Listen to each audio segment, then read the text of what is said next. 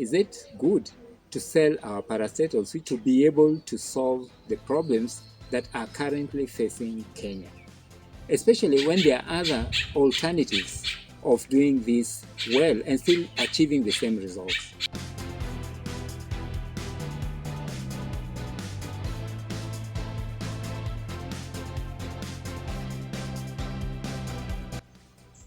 Here's my take.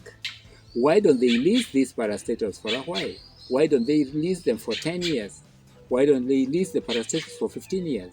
You see, it's the same again as selling State House.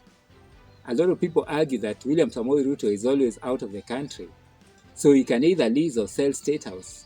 It's the same thing. So before these kind of things are done, we need to know exactly how it's going to benefit the ordinary Kenyan. You see, a lot of people walk in town today, be it Nairobi, be it Kisumu. They can't point a single building that belongs to them. One single building that belongs to you. Kisumu Dalawa. It's a high time government thinks about people investing in these parastatals as opposed to them selling them to the already rich people. So what am I saying? I'm saying yes, that if they have to be sold, number one, we should get the value for our investment or our sale. Number two, the share should be held by the majority of Kenyans, in the sense that it's not another William Samoei Ruto who will buy the parastatal, or not another Raila Amolo Odinga who will buy the parastatal, or not another Uhuru Muigai Kenyatta who will buy it, but the parastatal be owned by all Kenyans, the 45 million or 50 million Kenyans, each having a share and getting exchequer dividends or getting dividends at the end of the year. Then that will actually benefit the country. The asset will be in Kenya. It will not be sold. It will solve a cash flow problem.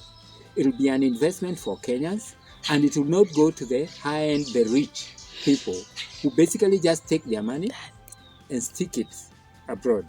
That's what they do. They don't use it locally.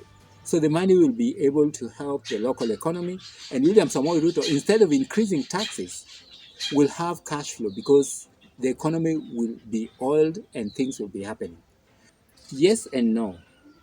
You see, sale of some of these parastatals like KBC, for instance, let alone the suspicion of underhand deals in this particular transaction.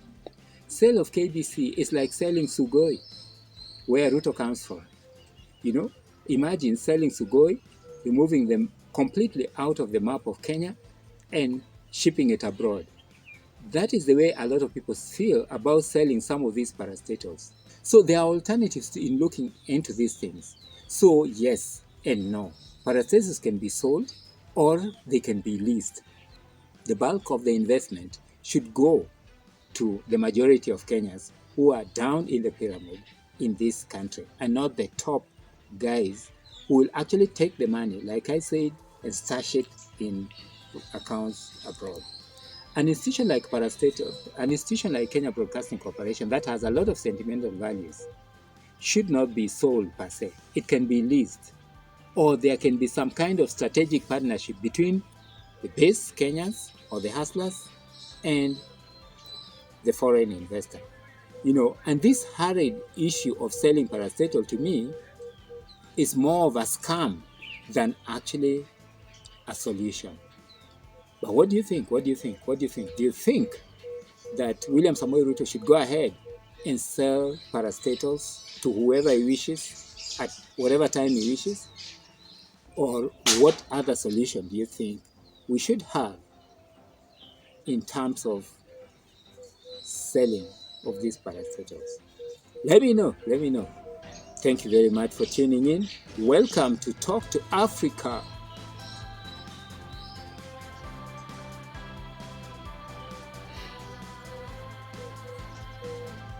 My name is George.